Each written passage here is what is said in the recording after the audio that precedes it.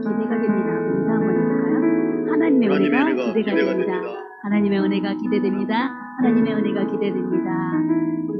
오늘 왕이신 나의 하나님, 나에게 은혜를 허락하여 주시옵소서. 나의 왕이 되신 하나님, 이 시간에도 나와 함께하여 주시옵소서. 함께 찬양하겠습니다.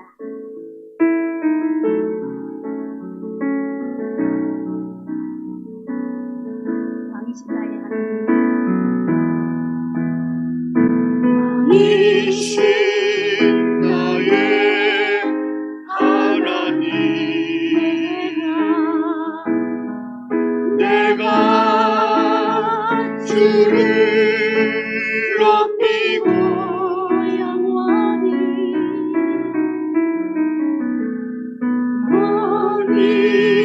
주의 이름을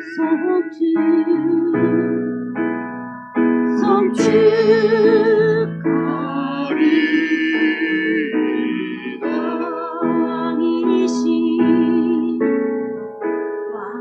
왕이신 나의 하나님,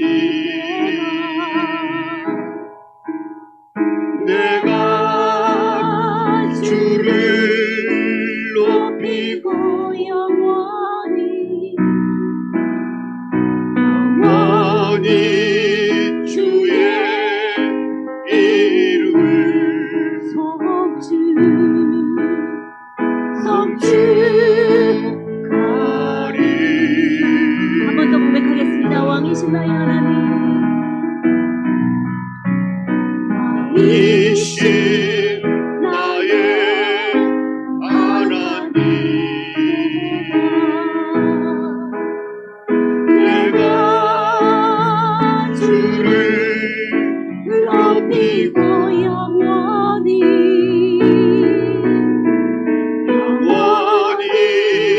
주의 이름을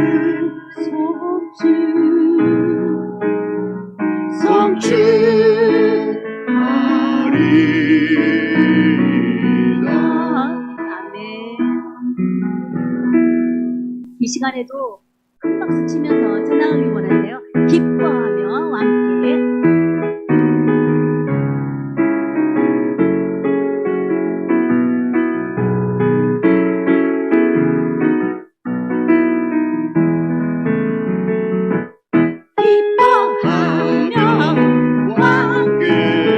노래 부르리. 소리 높여 할렐루야 부르리.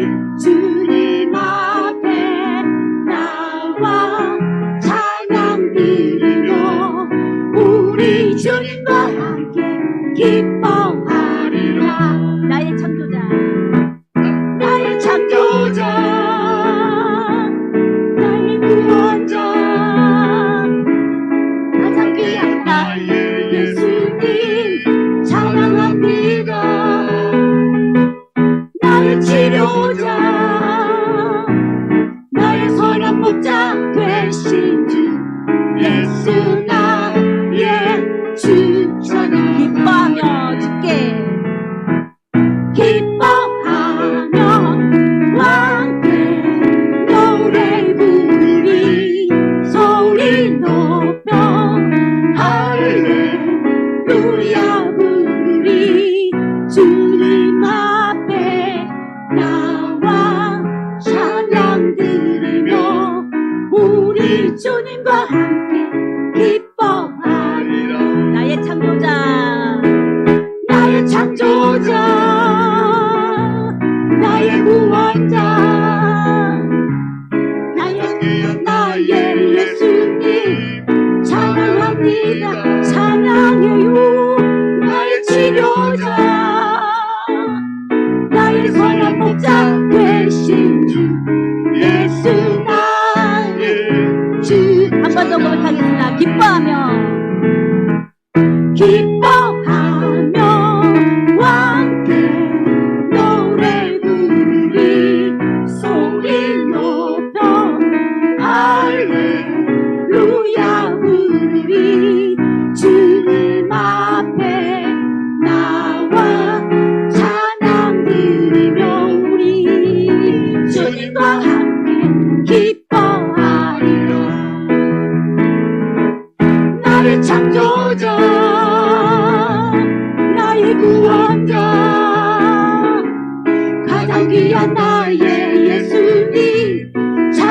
찬양합니다. 찬양해요.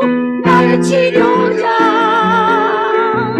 나의 선한 목자 되신 주 예수 나의 주. 찬양. 나주의 믿음 갖고, 주의 믿음 갖고 홀로 걸어도 나주의 믿음 갖고, 주의 믿음 갖고 노래 부르네. 구름 몰아치고 하늘 덮어도 나 주의 믿음 갖고 실망치. 주는 내 친구, 주는 내 친구, 신실한 친구. 어디까지나 세상 끝까지 주를 믿으며, 주를 믿으리. 날 폭풍구름 몰아치고 하늘 덮어도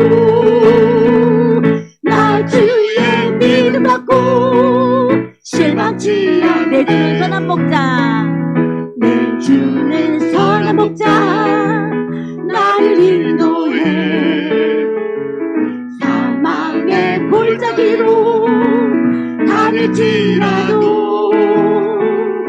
주님께서 나의 길을 인도하시니 나 주를 따라가리. 언제까지나 주는 내 목자, 주는 내 목자, 선하신 목자. 어디 가든지 어디 가든지 함께 하시네.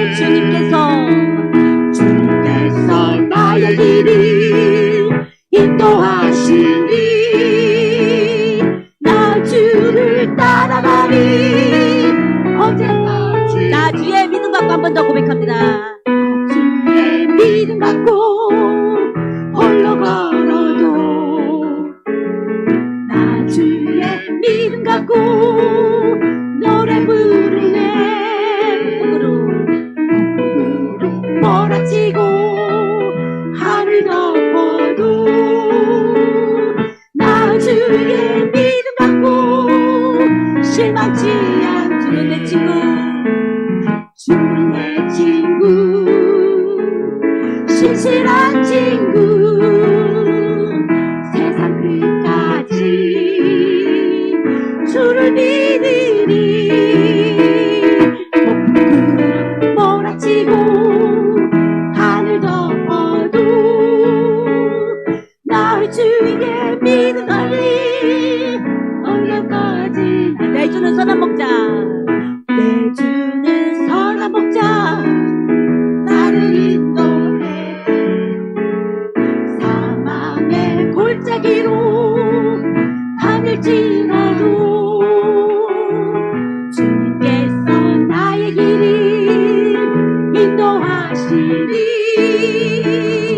나 주를 따라가리. 언제까지나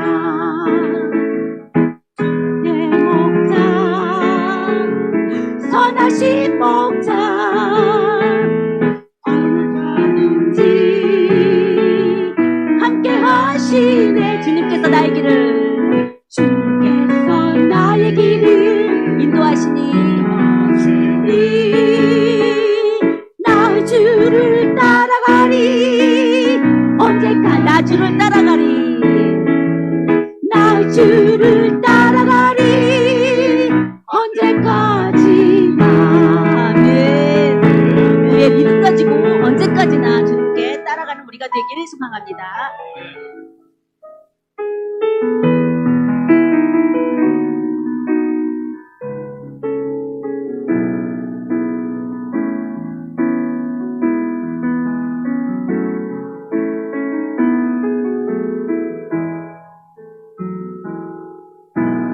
내가 주의 장막을 사모합니다.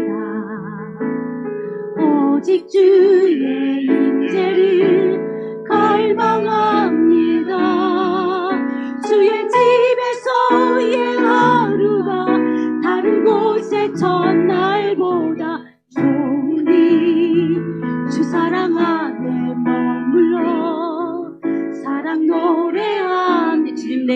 주의 장막을 주님 내가 주의 장막을 사모합니다. 오직 주의 임재를 갈망합니다. 주의 집에서의 하루가 다른 곳의 첫날보다 좋으니 주 사랑 안에 머물며 사랑 노래한 나의 평생에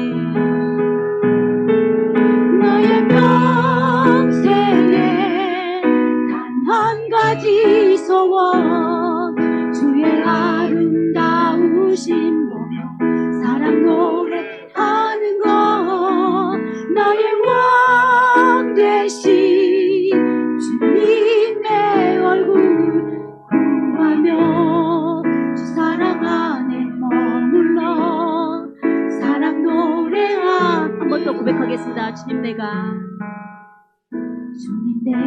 주의 장막을 사모합니다. 오직 주의 임재를 갈망합니다.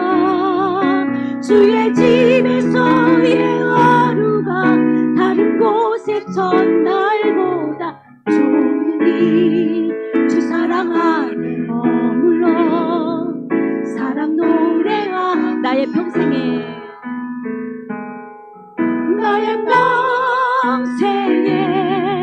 단 한 가지 소원 주의 아름다우신 보며 사랑 노래하는 것 나의 왕 되신 주님의 얼굴 구하며 주 사랑 안에 머물며 사랑 노래하 나의 왕 되신 주님의 얼굴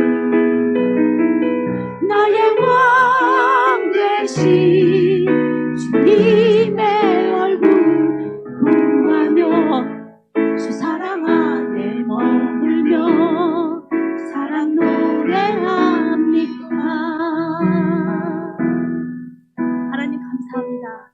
내가 주의 전에 나갈 수 있는 것만으로도 하나님의 큰 은혜이며 하나님의 축복입니다. 내가 주님의 장막을 사모할 수 있는 이 시간을 허락하여 주심에 감사드립니다. 이 시간에도 하나님 주님 임재를 갈망할 수 있는 시간이 되어질 수 있도록 하나님 함께 하시고 인도하여 주시옵소서. 내가 마음뿐만 아니라 하나님 몸과 마음 정신까지 나의 행동까지 오로지 주님만 바라보며 나가는 예배자의 모습으로 거듭날 수 있도록 하나님 축복하여 주시옵소서. 나의 왕 되신 주님을 찬양합니다. 이 시간에도 한 목소리로 기도하시겠습니다. 주여 할렐루야. 살아계신 하나님 아버지 감사합니다. 이 시간에도 하나님 주님 왕 되신 주님을 찬양할 수 있고 하나님 이 시간에 나와 예배할 수 있으니 얼마나 축복된 삶인지 모릅니다. 하나님 이 시간에도 주님 아버지 앞에 간구하며 나갈 수 있도록 하나님 함께하여 주시고 인도하여 주시옵소서. 주님께서 주시는 은혜를 더욱더 알게 하여 주시옵소서. 하나님 주님께서 말씀하시는 것을 내 마음속에 깊이 새길 수 있도록 하나님 허락하여 주시옵소서. 믿음으로 나아갈 수 있도록 우리를 붙잡아 주시고 인도하여 주시옵소서.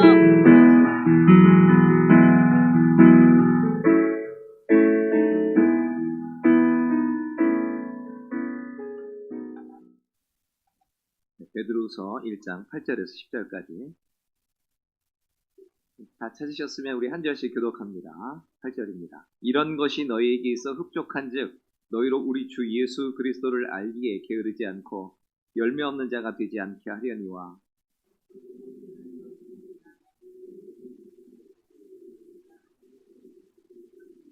같이요. 그러므로 형제들아 더욱 힘써 너희 부르심과 택하심을 굳게 하라. 너희가 이것을 행한즉 언제든지 실족하지 아니하리라. 아멘. 오늘도 철로역정 잠시 좀 듣고 우리 또 시작하도록 하겠습니다. 순례길을 계속 가던 크리스천과 소망은 기쁨의 산에 다다랐다. 이 산맥은 앞에서 이미 말했던 언덕의 주인이 갖고 있는 땅이었다. 산에 올라서 보니 저 멀리 정원과 가수원이 보였다. 포도밭과 연못도 시야에 들어왔다. 두 사람은 이곳에서 물을 마시고 몸을 씻었으며 포도를 한껏 따먹고 배를 채웠다. 산 정상에는 양떼를 키우는 목자들이 길가에 서 있었다. 순례자들은 목자들에게 다가가 지팡이에 몸을 의지한 채 물었다. 기쁨의 산의 주인은 누구이며 여러분이 키우는 저 양떼는 누구의 것입니까? 이 산은 임마누엘의 땅입니다. 그리고 그분 집은 저기에 보인답니다. 이 양떼들도 물론 그분의 것이지요. 이 녀석들을 위해 그분은 목숨까지 버리셨답니다. 이리로 가면 하늘의 성으로 갈 수 있습니까? 크리스천이 물었다. 길을 제대로 들어서셨네요. 목자는 맞다고 했다. 그럼 이제 여기서 얼마나 더 가야 합니까? 크리스천이 물었다. 진심으로 그곳에 가고 싶어하는 분이 아니라면 갈 길이 아주 멀죠. 가는 길은 안전한가요? 위험한가요? 안전하게 가려는 사람에겐 안전하지만 죄인들은 그 길에 걸려 넘어지고 말 겁니다. 크리스천이 다시 물었다. 길을 가는 도중에 지쳐 쓰러지기 일보 직전이 된 순례자들이 쉴 수 있는 곳이 있나요? 물론 쉴 곳이 있습니다. 이 산의 주인님은 저희에게 손님 대접하기를 잊지 말라는 명을 내리셨습니다. 내가 꿈에서 보니 목자들은 크리스천과 소망이 나그네임을 알아채고 이렇게 물었다. 어디서 오셨습니까? 어쩌다 순례를 하시게 되었나요? 그 길을 어떻게 참아내셨나요? 이곳으로 오려고 시도했던 사람들 중에서 이 산까지 도착해 얼굴을 보인 이들은 거의 없었기 때문이었다. 이들의 대답을 들은 목자들은 너무나 기뻐하며 사랑스러운 눈으로 두 사람을 바라보며 말했다. 기쁨의 산에 오신 것을 환영합니다. 목자들의 이름은 지식, 경험, 주의, 성실이었다. 목자들은 순례자의 손을 이끌어 막사로 데리고 들어가 차려놓은 상을 함께 나누어 먹었다. 잠시 머물다 가시지요. 저희를 사귀어두면 기쁨의 산에서 좋은 것을 보고 위안을 받으실 수 있답니다. 그러자 크리스천과 소망은 그곳에 머물겠다고 말했다. 이미 밤이 깊었기 때문에 두 사람은 그날 밤을 그곳에서 묵었다. 우리 의심의 성을 이제 빠져나와서 다시 순례의 길을 걷고 있는 이 크리스천과 이 소망, 이 주님의 그 소유인 이 기쁨의 산이라는 곳에 도착을 합니다. 그들은 이곳에 이르기까지 고난의 언덕도 지났고 아볼론과 전투를 하기도 했고 사망의 음침한 골짜기를 지나게 됐고 허영의 시장을 통과했고 절망 거인의 성을 지나왔으며 수많은 고난과 역경을 이겨냈습니다. 고난 가운데 영적인 진보를 이루어 왔던 것입니다. 여러분, 우리는 신앙생활을 할 때 우리 믿음이 더 좋았으면 좋겠다. 우리 믿음이 더 자랐으면 좋겠다. 우리 믿음이 더 강해졌으면 좋겠다라고 이야기를 하는데 어떻게 좋아지고 어떻게 더 넓어지고 깊어지고 더 강해질까요? 어떻게 더 우리 믿음이 단단해질까요? 그거는 두 가지를 하셔야 돼요. 첫 번째는 말씀과 기도로 무장하셔야 돼요. 매일매일 말씀과 기도로 무장하지 않으면 우리는 마치 영혼의 호흡을 멈추고 영혼의 음식을 먹지 못하는 사람과 똑같습니다. 여러분, 일단 잘 먹어야 돼요. 일단 잘 먹어야 힘을 쓰죠. 그리고 호흡도 잘해야 됩니다. 여러분, 호흡을 잘 하면 건강해집니다. 그러니까 우리가 영적인 호흡과 영적인 이 음식을 계속 먹고 공급받아야 돼요. 그렇지 않으면 어렵죠. 그리고 두 번째, 그렇게 해서 그걸로 가만히 있으면 비만이 됩니다. 그러면 어떻게 해야 되느냐? 현실에서 그것을 믿음으로 써야 돼요. 현실에서 믿음을 쓰셔야 돼요. 그래야 우리 믿음이 강해지는 겁니다. 여러분, 그 사람의 실력을 어떻게 알아볼 수 있냐면 테스트를 해보면 돼요. 하나님이 아브라함을 그 믿음이 어느 정도인지 테스트해보니까 자기 아들 이삭을 바칠 정도의 믿음이 되었다는 거예요. 아브라함 믿음이 아무리 좋아 보여도 그 사람의 실제적인 믿음을 다뤄볼 수 있는 그 자리로 몰아넣지 않으면 그 사람의 실력이 어느 정도인지 모르는 거예요. 그러니까 믿음의 실력, 믿음의 정도, 믿음의 강함이 그렇게 나타나는 겁니다. 그러니까 우리가 여러 가지 어려움을 당하거나 여러 가지 일들을 당하거나 할 때 그것을 이상하게 여기면 안 돼요. 우리 삶 가운데 닥치는 여러 가지 어려움들, 문제들, 고난들, 이것들을 그저 이게 내가 뭐가 잘못됐는가, 아니면 이것이 왜 나가왔는가, 나한테 없었으면 좋겠는데 이게 아니라 오히려 그때마다 하나님이 아브라함을 시험하시듯 하나님께서 욥을 시험하시듯 그 자리에서 내 믿음을 쓰는 겁니다. 그것이 그렇게 욥처럼 아브라함처럼 막 크게 쓸 수도 있겠지만 아주 작은 일에도 쓸 수 있어요. 심지어 이때도 쓰는 겁니다. 새벽에 잠을 잘 거냐, 일어나 새벽 기도를 할 거냐. 여기서도 믿음을 쓰는 겁니다, 사실은. 여러분, 거기서부터 시작되는 거예요. 내가 아침에 일어나서 하나님께 찬양을 드릴 거냐, 아니면 피곤해 죽겠네 이러고 이렇게 불평을 할 거냐. 여기서도 믿음을 쓰는 겁니다. 뭐 믿음을 쓴다고 해서 막 거창하게 쓴다고 생각하시면 안 되고요. 삶의 아주 작은 순간부터 쓰는 거예요. 제가 요즘 제가 요즘 그 공부 좀 하고 있잖아요. 근데 거기에서 어떤 그 나이가 지긋한 권사님이 한 분 계세요. 근데 그분은 초등학교도 못 나오셨어요. 근데 그분의 삶을 보니까 그렇게 믿음을 쓰면서 사시더라고요. 그분은 배움도 짧거든요. 근데 하나님께서 느지막하게 공부를 할 수 있는 길을 열어주셨다고 너무 감사해하고, 그러면서 그분의 삶을 이렇게 보니까 자기 스스로 그래요. 내가 예수님을 안 믿었으면 나는 벌써 이 세상 사람이 아니에요, 그러더라고요. 얘기를 들어보니까 아닌 게 아니라 아주 그냥 그분의 삶은 고난이라고 아예 그냥 그게 그분의 삶의 그냥 트레이드 마크예요. 고난. 너무너무 힘들고 그 남편도 너무너무 그분을 힘들게 했어요. 그러니까 그분이 뭐라고 하냐면 저기 이제 그 전라도 분인데 이렇게 하면서 저기 우리 웬스테이크 밥을 해줘야 돼요? 그러면서 막 그렇게 얘기를 하시더라고요. 물론 표현은 웬스테이크라고 하지만 그 남편이 그렇게 손찌검을 많이 하고 뭐 경제적인 것도 제대로 해주지도 않고 맨날 와가지고 그냥 집에서 그냥 깽판에 놓고 이런 분인데, 그런데도 불구하고 그분은 그 믿음을 써서 그 믿음으로 자기 남편을 섬기더라. 자기 남편이 그럼에도 불구하고 사랑해주더라. 나 놀랐어요. 그러니까 자기 믿음을 그렇게 쓰는 겁니다. 집에서. 여러분, 집에서도 쓰는 거예요. 가정에서도 쓰고 교회에서도 쓰고 여러분 직장에서도 믿음을 쓰셔야 돼요. 그 안 쓰면 여러분 믿음이 어떻게 증명될 겁니까? 그리고 그 믿음을 쓰지 않으면 힘이 안 생겨요. 힘은 써야 생기는 겁니다. 믿음의 근육이 그렇게 해서 강해지는 거예요. 그들은 그렇게 지금까지 수많은 고난과 어려움을 물론 자기들의 연약함 때문에 겪은 것들도 있지만 하나님은 그 연약함 때문에 그들이 그렇게 됐을 때 그것을 그냥 그렇게 놔두는 게 아니라 그것조차도 활용을 하셔서 또다시 그들의 믿음이 성장할 수 있는 기회로 쓰셨답니다. 그러니까 우리 삶 속에는 우리의 실수와 우리의 연약함까지도 하나님은 사용하신다는 거예요. 그러니까 감사한 거죠. 우리가 얼마든지 하나님 믿으면서 나갈 수 있는 것이죠. 그래서 그저 우리는 그냥 잘났든 못났든 그냥 하나님 들고 바라보면서 나가시면 되는 거예요.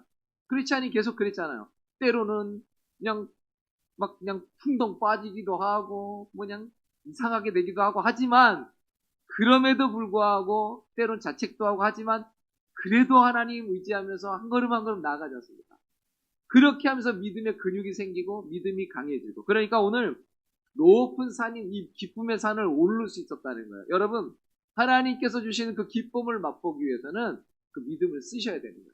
그리고 그 믿음을 쓰는 자에게 기쁨을 맛보게 하신다는 겁니다.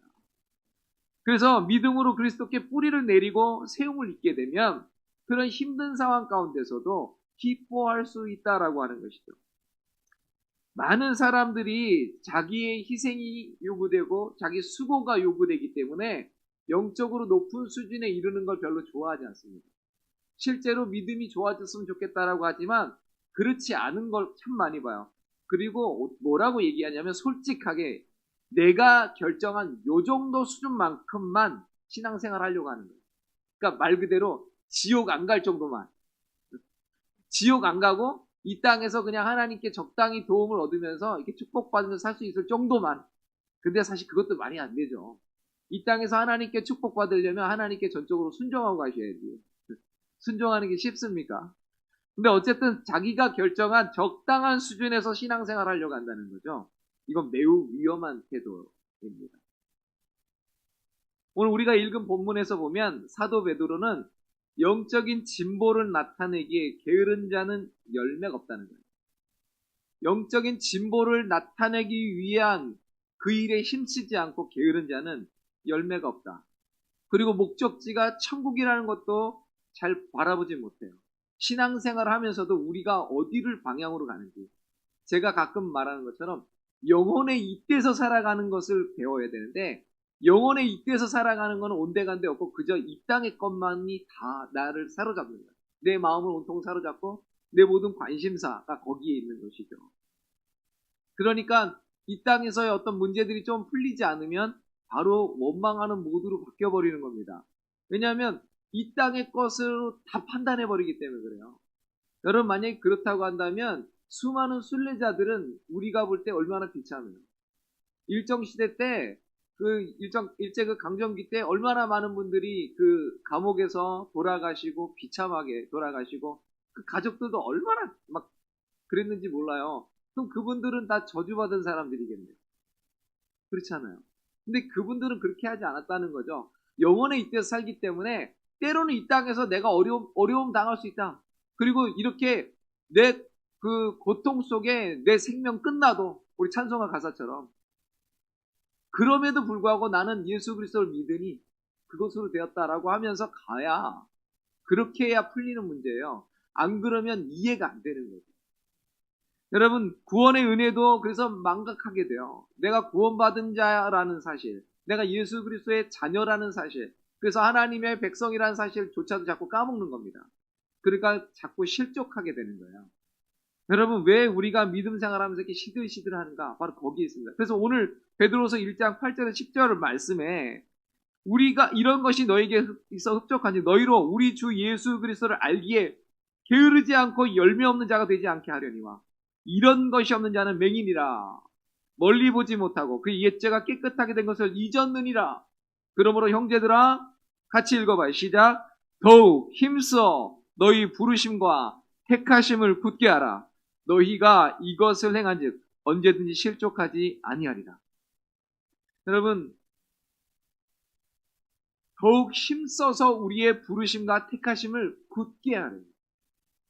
우리는 예수님을 믿으면 다 됐다, 난 천국 간다라고 끝나는 게 아니라는 말이에요. 부르심과 택하심을 굳게 해야 돼요. 그래야 실족하지 않는다는 겁니다. 오늘 이 두 순례자는 산에 올라가서 아래를 내려다보니까 정원 있고 맑은 샘물이 이렇게 흐르는 강이 있고 이곳에서 물을 마시기도 하고 몸도 씻고 포도원에 들어가서 포도도 따먹고 기뻐하고, 이 의심의 성에서와는 완전히 대조적인 모습을 우리가 보게 되지 않습니까? 이게 무엇을 의미합니까? 비록 하나님의 백성들이 넘어지고 실족하고 죄를 범할 수 있지만 그들로 하여금 회개케 하신 후에 주시는 위로를 뜻해요. 하나님의 위로. 주께서는 자신의 백성을 징계하신 후에는 구원의 즐거움을 회복시켜 주십니다. 그런 은혜가 있어요. 그래서 두 순례자가 마음껏 물을 마시고 몸을 씻었다는 것은 그리스도를 의지하는 믿음으로 죄의 더러움으로부터 영혼을 깨끗하게 했다라는 의미고, 포도를 먹는다라는 것은 그리스도의 죽음과 부활 그리고 그리스도의 간구하신 은덕을 영혼에 적용해서 평안과 소망을 얻는 것, 이걸 뜻하는 것입니다. 두 순례자가 산꼭대기에 오르니 그곳에는 양치는 목자들이 있었습니다. 두 순례자가 어떻게 오게 됐는지 이 목자들이 물어요. 여러분, 우리 철로역정을 보면 끊임없이 묻습니다. 당신은 어디서부터 왔습니까?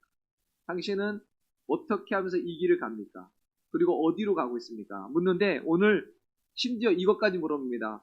여기까지 어떻게 오셨습니까? 까지 물어요. 여러분, 이게 굉장히 중요합니다. 나는 영원히 멸망받을 그러한 사람이었습니다라고 하는 게 분명해야 되는 거예요. 그래야 예수 그리스도의 십자가의 은혜가 우리에게 필요한 것이지, 그렇지 않으면 예수님의 십자가가 나한테 별로 필요가 없어져요. 있어도 되고 없어도 말고예요. 있으면 좋고 없으면 할 수 없고, 이게 이렇게 끝날 게 아니란 말이죠. 신앙생활은 나는 예수님이 없으면 영원한 멸망 가운데 죽습니다. 근데 그런 가운데서 나는 예수 그리스도를 믿게 됐습니다라고 하는 이 신앙 고백이 확실해야 되는 거예요. 그리고 이러한 믿음의 이 신앙 고백, 나를 구원하신 그 구원의 은혜가 확실한, 이 구원의 확신을 확실하게 갖고 있는 이런 자로서 내가 어떻게 왔는가 할 때 내가 하나님의 은혜로 이곳까지 왔습니다. 내가 하나님의 말씀을 붙들고 하나님의 약속의 말씀을 붙들고 내가 이곳까지 왔습니다. 주의 은혜로 말미암아 내가 여기까지 왔습니다. 주의 성령의 도우심으로 내가 여기까지 왔습니다라고 하는 이 분명한 하나님의 주권적인 역사를 내가 믿음으로 고백할 수 있어야 되는 거예요. 많은 사람들이 오늘 여기 이 말이요 그냥 무슨 동화가 아니고요, 이게 실제라니까요. 여러분, 순례 얘기를 많은 사람들이 떠나는데 어떻게 해서 여기까지 왔습니까? 라고 묻는 이유가 뭐냐면, 많은 사람들이 순례 얘기를 가긴 가는데 여기까지 온 사람이 없다라는 거예요. 여러분, 우리가 신앙생활을 한다고 다 구원받는 게 아닙니다. 도중에 하차한 사람 많아요. 여러분, 우리가 잘못 알고 있어요. 하나님께서 우리에게 그 불강력적인 은혜를 베푸시고, 그래서 우리로 하여금 하나님의 그 강권하심 속에서 우리를 인도하신다라고 하는, 그래서 우리 한번 구원받은 자를 하나님 놓지 않는다라고 하는 이것 때문에 우리가 분명히 하나님 믿으면서 갈 수 있지만, 여러분, 그런 은혜가 있는 사람은 반드시 자기의 부르심과 이 부르심에 대한 이것에 대해서 확고하게 서 있으려고 하는 이 믿음으로 반응함이 있다는 거예요. 그냥 나 이제 구원받았습니다. 어디 나 한번 천국까지 한번 데려가 보세요 라고 하는 게 그게 믿음이 아니라고요. 오늘 그렇게 할 것 같으면 철로역정이라는 것 자체가 말이 안 돼요. 구원받았으면 거기서 그냥 천국으로 보내버리지 무슨 그 험난한 길을 왜 걷게 하는 거예요. 그렇죠? 철로역정이 그걸 보여주는 거. 우리가 믿음이라는 게 하나님이 우리를 견인하신다, 저 천국까지 인도하신다라는 의미는 내가 그럼에도 불구하고 계속해서 하나님 말씀 붙들고 그 약속의 말씀 붙들고 간다는 의미고, 그런 가운데서 하나님은 나를 놓지 않고 계속 끌고 가신다는 얘기지, 내가 그냥 가다가 오늘 우리 지금까지 봤잖아요. 철로역정 하면서 봤잖아요. 그러니까 여러분, 우리가 이런 것들을 잘못 알면, 믿음을 잘못 알면 희한한 믿음을 갖게 되는 거예요. 그러니까 그냥 적당히 하면 천국 가겠지. 적당히 하면 천국 가겠거니. 착각이라는 거죠. 착각이요. 많은 사람들이 순례길을 떠났지만 중도에 포기하거나 돌아가고 매우 적은 숫자만이 이 기쁨의 산에 올랐다는 거예요. 여러분, 이게 사실 우리에게 굉장히 두려운 얘기고요. 그래서 두렵고 떨림으로 너희 구원을 이루라고 해요.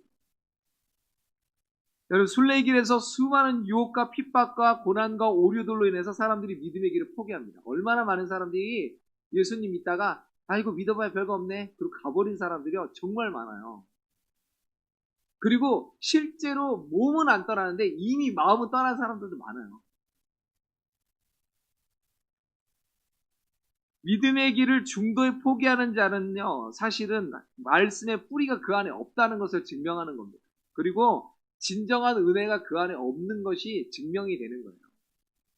이 사람이 진짜 믿음을 갖고 있는지 가짜인지 이거 어디서 나타나냐면, 그가 믿음의 길을 어쨌든 끝까지 가고 있으면 그 사람 믿음이 있는 사람이고요, 가다 포기하면 그 사람 믿음이 없는 사람이에요. 그러니까 거짓 고백자들이나 위선자들은 어느 정도 믿음을 가진 것 같고 믿음의 진보도 나타내고 뭐 열심을 하고 봉사도 하는 것 같습니다만 끝에 가보면 알아요. 제가 예전에 그 얘기를 자주 들었거든요. 어느 교회의 장로님이신데 그 장로님이 교회에서 정말 많은 일을 하시고 훌륭한 봉사도 많이 하시고 참 믿음으로 열심히 하려고 하시는데 그간 이분이 암에 걸리셨어요. 그래가지고 이제 병원에서 이제 보니까 이제 오래 사시지 못할 것 같으니까 목사님이 높아시면서 그 장로님을 찾아가서 병문을 하면서 이렇게 물었다는 거예요. 장로님, 오늘 돌아가셔도 천국 가실 확신이 있으시죠? 그랬더니 그분이 고개를 돌려버리시더라고요. 그게 뭐예요? 끝에 가서 내가 믿음 없음이 드러나는 거예요. 그러니까 끝에 가봐야 아는 거예요. 끝에 가봐야 내가 진짜 믿음을 갖고 있었는지 아닌지. 그러니까 고난이 왔을 때, 나에게 어떤 희생이 요구됐을 때, 내가 하나님 앞에서 진짜 내 목이라 드러내야 될 그런 상황이 닥쳤을 때, 믿음이 그때 드러난다니까요. 진짜인지 가짜인지가 그때 드러난다. 진실한 하나님의 백성은 기쁨의 산까지 이르게 됐는데, 그리스도의 보존하신 은혜와 고난 속에서도 그 믿음을 포기하지 않았기 때문에 그곳에 이르게 됩니다. 그러니까 그 숫자는 매우 적어요. 이걸 예수님도 말씀하셨다고요. 누가복음 13장 23절 24절 한번 읽어보겠습니다. 같이 시작. 어떤 사람이 여짜오되 주여 구원을 받는 자가 적으니까 그들에게 이르시되 좁은 문으로 들어가기를 힘쓰라. 내가 너에게 이르노니 들어가기를 구하여도 못하는 자가 많으리. 아멘. 여러분, 가만히 있으면 들어가지는 게 좁은 문이 아니에요. 좁은 문으로 어떻게 하라고요? 들어가기를 힘써야 된다고요. 근데 힘써도 못 들어간 사람도 있다는 거예요. 신앙생활을 무슨 무당신앙처럼 한다던가, 아니면 수호신 액세서리를 갖고 있는 것처럼 한다든가 하는 사람 못 들어간다는 겁니다. 그래서 여러분, 우리 교회 신앙생활하는 분들, 우리 성도분들 잘 들으셔야 됩니다. 신앙생활을 한다는 것, 여러분, 이것은 그냥 가만히 있고 적당히 어떤 예전 활동에 그냥 한 몇 번 이렇게 몸 담가주고 교회에서 말하는 거 헌금 좀 해주고 이렇게 해가지고 되는 게 아니란 말입니다. 신앙생활은 말씀에 창념하셔야 되고요. 그래서 제가 이렇게 보면 예배 물론 여러 주 중에 여러 예배도 있고 새벽 예배도 있고 뭐 주일 예배도 있지만 그 예배를 다 나와야 믿음이 좋은 거다라고는 할 수 없어요. 그러나 분명한 사실이 하나 있습니다. 예배 때마다 와서 열심히 말씀을 듣고 그 말씀에 창념하려고 하고 그렇게 하지 않으면 그 사람 믿음이 안 자란다는 거예요. 날마다 개인 경건의 생활을 하지 않는 사람은 그 믿음이 자라지 않아요. 흉내는 낼 수 있어요. 신앙 흉내는 낼 수 있습니다. 그러나 믿음이 자라진 않아요. 신앙이 제대로 자라는 걸 제가 본 적이 없어요. 기도에도 힘쓰셔야 돼요. 기도하지 않는 성도는 사실 성도가 아니에요. 기도한다는 건 내가 하나님을 의지한다는 것인데, 그럼 기도하지 않는다는 건 내가 하나님 의지하지 않고 내 힘으로 산다는 뜻이잖아요. 자기 힘으로 살아가는 거. 아담과 하와가 선악과 따먹은 이유가 그거예요. 내 힘으로 내가 살아가겠다는 거예요. 하나님 의지하지 않고요. 그러니까 그리스도인이라 할 수 없는 것이죠. 오늘 두 순례자가 목자들과 대화를 나눌 때 땅에 주저하지 않고 자신들의 지팡이 이렇게 의지하면서 들었다고 그래요. 왜 이런 표현들을 쓸까요? 왜 굳이 할 말이 없어서 그런 말을 막 불려놓으려고, 일부러 분량을 늘리려고 그런 말을 써놨을까요? 그게 아니라 그 말씀을 주의 깊게 듣는다는 뜻이고 겸손하게 듣는다는 뜻이에요. 하나님의 말씀을 들을 때 여러분 경청하셔야 돼요. 주일날도 이렇게 보면 분명히 눈은 나를 보고 있는데 생각이 딴 데가 있는 사람이 있어요. 근데 그게 희한하게 여기서 보인다고요. 여기 한번 올라와 보세요. 그러면 다 보여요, 진짜. 놀랍게 보여요. 이상하게 여기 오면은 생기는 그 능력인가 봐. 근데 그 능력이 앞에 선 사람은 거의 생겨요. 왜냐하면 학교에서도 알아요. 선생님들이 다 알아요. 제가 지금 내 말을 듣고 있는지 멍을 때리고 있는 건지 보면 안 되는 거예요. 그게 참 놀라운 건데, 근데 알아요. 그냥 여기 서면 알아요. 그러니까 여러분 말씀을 들을 때 영어로 들으시기 바랍니다. 자기 혼으로 들으면요, 내가 갖고 있는 생각, 내 경험, 내 감정, 내 지식 이런 것으로 듣고 판단하게 돼요. 그렇게 하는 게 아닙니다. 하나님의 말씀은 영이기 때문에 영으로 들으셔야 되는 거예요. 오늘 두 순례자가 그런 것처럼 하나님의 말씀을 주의 깊게 겸손하게 들으셔야 된다는 겁니다. 오늘 목자가 4명이 나오는데 이 4명은 요한계시록 4장 7절에 나온 4생물을 이렇게 끌어온 거예요. 그 개념을. 사자 같은 것, 담대함을 뜻하고요. 송아지, 온유함을 뜻하고, 사람, 지혜와 진실함을 뜻하고, 독수리, 복음의 신비에 대한 통찰력을 뜻합니다. 첫째 목자는 지식이라고 하는데 성경에 능통해야 됨을 의미해요. 하나님의 말씀으로 죄인에게 그리스도의 부요함을 보여줄 수 있어야 함을 말하는 겁니다. 하나님의 말씀을 변호할 수 있어야 되는 것이고 다른 사람에게 가르칠 수 있어야 되는 거예요. 그래서 말씀으로 양떼를 먹이고 그렇게 하나님을 보여주고 우리 인간의 부패함을 증거해서 영혼으로 하여금 하나님께 매달리도록 만들어야 되는 거예요. 제가 그래서 늘 그렇게 하려고 하는 것이고요. 그 저를 위해서 기도해 주셔야 돼요. 그런 목자가 되도록. 근데 여러분들도 그런 사람이 되셔야 돼요. 여러분 구역장님들 작은 목자라고 제가 늘 그러잖아요. 목자라니까요. 그럼 이렇게 하셔야 된다고. 여러분 둘째 목자는 경험이라고 하는데 반드시 성령의 역사에 대한 체험이 있어야 된다는 거예요. 여러분 예수님을 믿으면 반드시 우리는 성령 충만해야 됩니다. 여러분 예수님께서 나를 믿으라고 하고 나를 따라오라고 한 다음에 제자들에게 말씀하신 게 있어요. 아버지의 약속하신 것을 기다리라. 그래서 예수님이 승천하시고 나서 그 다음에 이어지는 게 성령이 임하시는 거라니까요. 그러니까 여러분 성령 체험이 없으면 그 사람은 진짜 아직 완전히 그 예수님을 따르는 사람이 아니에요.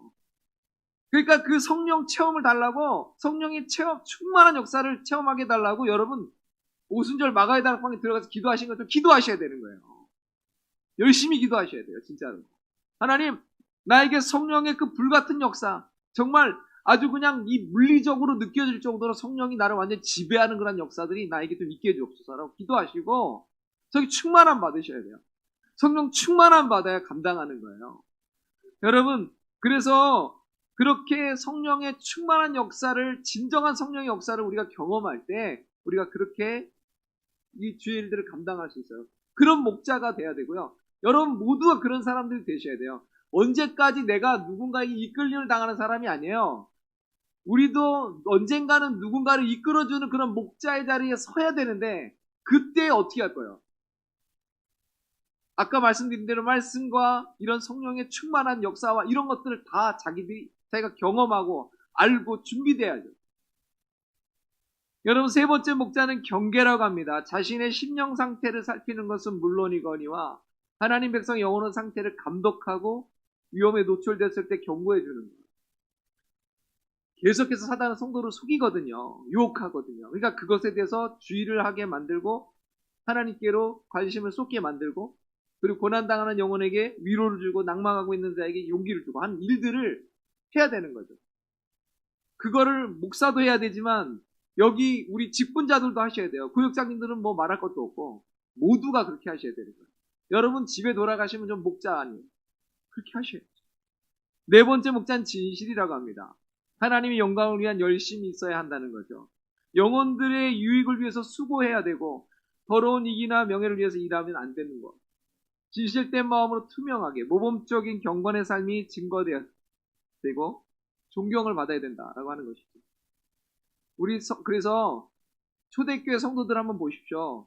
그들이 거기 보면 뒤에 뭐가 나오냐면요. 사람들에게 칭찬받았다고. 그리고 직분자들을 뽑을 때 사람들한테 칭찬받는 사람이라고 분명히 나옵니다. 여러분, 우리 지금 카메라 다 보고 계실 거라고 제가 압니다만, 우리 여기 계신 분들도, 직분자들도 마찬가지고요. 그리고 앞으로 뭐 중직이 되실 분들도 마찬가지고, 교인들에게 칭찬받으시기 바랍니다. 그게 조건이에요. 믿음의 본을 보이시고, 자기 삶 속에서 주변 사람들에게 칭찬을 받는 사람이에요. 어느 일정한 기간을 가서 여기에 그냥 이거 마쳤다고 끝나는 게 아닙니다. 그때 가서 이분이 과연 교회에서 칭송받는 분인가? 사람들에게 믿음의 칭송을 받고 그들의 신앙 인격의 칭송을 받고 그리고 자기 삶의 주변 속에서 직장 속에서 그분이 저 사람 정말 크리스찬이다. 예수쟁이다라고 하는 칭찬의 증거가 있어야 돼요. 그 증거가 있으면 이제 세워지는 거죠. 여러분, 그러니까 우리가 저부터도 그런 사람이 되기를 위해서 기도해 주시고 저도 그렇게 하려고 할 거고요. 여기 계신 모든 분들이 다 그렇게 하셔야 돼요.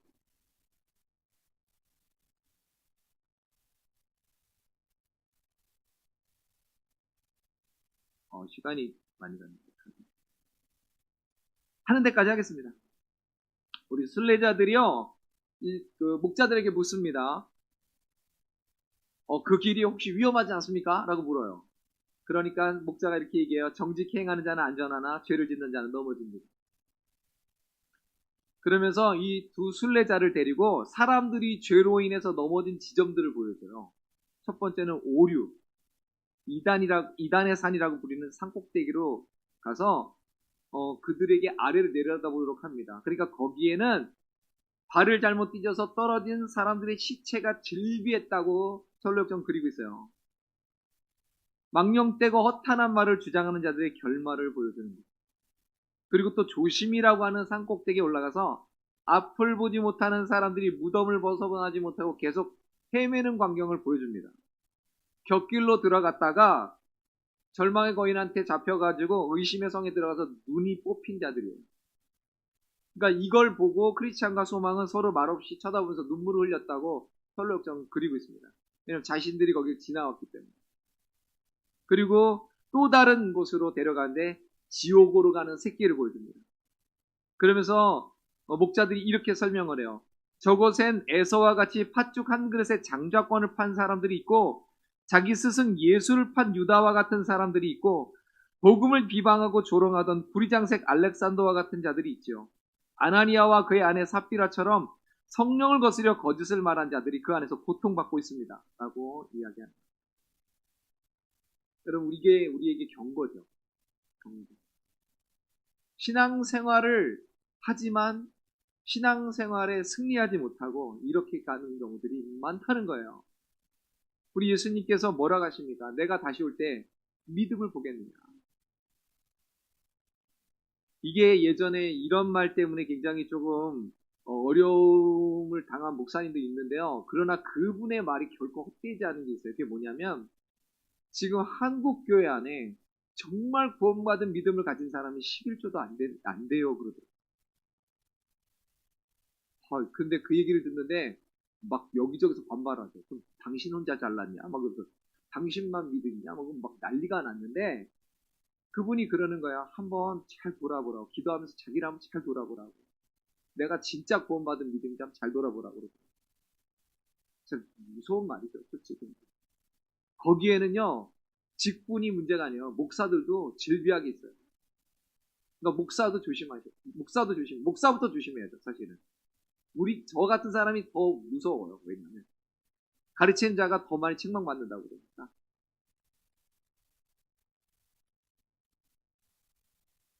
그래서 여러분 사실은 이제 자기의 꾀를 믿고 가는 사람들, 이런 사람들은 언젠가 자기 꾀에 빠져서 어려움을 당하게 된다고 이게 목자들이 얘기하는 겁니다. 욥기 18장에 보면 그의 활기찬 걸음이 피곤해지고 그가 미련한 꾀에 스스로 빠질 것이니 이는 그의 발이 그물에 빠지고 올가미에 걸려들며 그의 발 뒤꿈치는 덫에 치고 그의 몸은 올매 엉킬 것이며 라고 말합니다.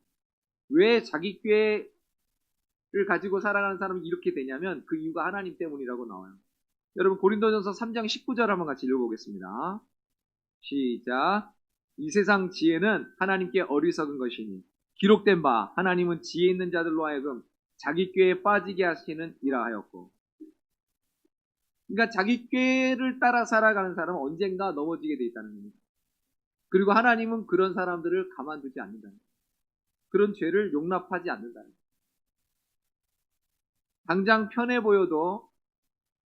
보이지 않더라도 끝까지 주의 길을 벗어나지 않는 사람, 그 믿음의 대열에서 이탈하지 않는 사람, 그 사람이 안전한 거예요.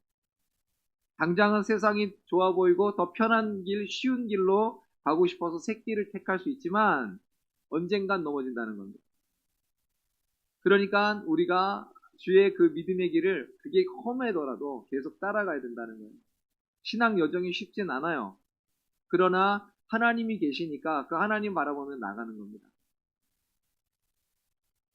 정말 두려운 건 여기서 지금 얘기하는 건 아예 믿지 않는 자들은 아예 그냥 거기에 관심 밖에요. 여기 아예 거론도 안 돼요. 멸망의 도시에 있는 사람들은 아예 거론 자체가 안 된다니까. 니들은 구원 못 받았어 이런 말 자체를 하질 않아요. 왜냐면 그냥 놔두면 멸망이니까. 그럼 여기에서 계속 두렵게 경고하고 오다가 막 잘못되고 한 사람들은 누구냐? 하나같이 순례하다가 다 넘어진 사람들이라니까요. 순례의 길을 가다 넘어진 사람들이라고요. 신앙생활 하다 넘어진 사람들이라고요. 이게 우리에게 경고라는 겁니다. 그러니까 여러분, 뭐 신학적인 입장 때문에 이런 이렇게 제가 좀 약간 이런 식으로 얘기하면 우리 이쪽 뭐 약간 알미니안 쪽이라고 얘기하는데 이쪽 얘기하는 거냐라고 하면서 자기 공로를 뜻하는 공로주의를 얘기하는 거냐라고 얘기하는데요. 그게 아니에요. 여러분. 정말 우리가 하나님을 따라 나간다는 거, 우리가 믿음 생활을 한다는 거, 이거는 그냥 어디 소풍 놀러 가듯이 가는 게 아니라는 거예요. 소망이 뭐래요? 수천 년 전이지만 그들도 우리와 같은 순례자의 모습이었습니까? 라고 물을 때 목자들이 말합니다. 그렇소. 그것도 꽤 오랫동안 그랬지요. 라고 얘기해요. 꽤 오랫동안 그랬지요. 신앙생활을 오래 했고 나름 믿음의 고난도 당했고 열심히 진짜 어려움도 당했고 헌신도 했고 다 했다는 거예요. 그러나 결국은 대마처럼 끝나버렸다는 거예요. 그래서 소망이 이렇게 얘기합니다. 우리는 항상 기도하며 깨어 있어야겠습니다. 강하신 그분께 힘을 달라고 부르짖어야겠습니다. 그러니까 목자가 그래요. 힘을 얻으면 그 힘을 사용할 필요도 있을 거라고 얘기해요. 여러분, 우리 신앙은 액세서리가 아니라 우리의 삶 그 자체예요. 그러니까 하나님의 말씀을 창념하고 그 말씀 가운데 주신 약속을 부여잡고 그리고 그 안에서 우리에게 명하시는 명령을 따라 나갈 수 있도록 끝까지 달려갈 수 있도록 하나님 앞에 기도하며 그 힘을 달라고 말씀과 성령께 의탁하며 나가야 되는 것입니다. 우리는 듣기만 하고 그래서 오늘 설교 은혜 받았습니다 하고 끝나는 사람이 되면 안 돼요. 그래서는 의미가 없어요. 여러분, 그래서 제가 자꾸 구역 모임 가운데 여러 솔고른 모임 가운데 나눔을 하시라는 거예요. 그 주위에 들은 말씀을 가지고 어떻게 사셨는지 그 삶의 그 말씀을 가지고 승리한 경험도 있을 것이고 실패한 경험도 있을 것인데 그걸 나눠보시라는 거예요. 승리한 경험을 가지고 나눌 때는 도전이 될 것이고 실패한 경험으로 나눌 때는 반면선생이 될 것이고 서로가 서로를 그래서 말하는 자는 치유가 되고 듣는 자는 성장이 일어나는 겁니다. 나눌 때. 그래서 여러분 오늘 그러면 앞에 있는 이 김 목사는 다 잘해서 이런 말 하느냐? 아니요. 제가 다 잘해서 그런 게 아니고요. 저도 약하고 넘어질 때 있고요. 저도 제 연약함을 알아요. 그렇지만 저도 넘어지지만 그럼에도 불구하고 하나님을 향한 믿음을 잃지 않으려고 발버둥 칩니다. 저도 백조예요. 백조 아세요? 겉으로 막 우아해요. 근데 밑을 보면 안 깔아지려고 이러고 있는 거예요. 백조. 근데 우리가 다 그런 거예요. 열심히 발로 저어서 가셔야 돼요. 그래서 이미 하나님께서 우리에게 주신 은혜는 충만합니다. 우리가 사실은 하나님 은혜를 주옵소서라고 막 하는데 사실은 어떻게 보면 좀 틀린 말이기도 해요. 왜냐하면 이미 우리에게 은혜를 주셨어요. 이미 은혜를 주셨기 때문에 은혜를 받자예요. 그냥 받자. 주신 은혜를 받자. 이제 잘 사용하는 일만 남은 겁니다. 그 은혜를 믿음으로 잘 사용하는 일만 남은 거예요. 그런 자가 기쁨의 산에서 올라서 하나님 주시는 위로와 평강과 새롭게 하심을 맛보게 되는 것입니다. 저와 여기 계신 우리 모든 분들, 우리 풍성한계 모든 권속들, 나아가 우리 한국계 모든 우리 하나님의 권속들이 전부 그렇게 되기를 주님의 이름으로 축복합니다.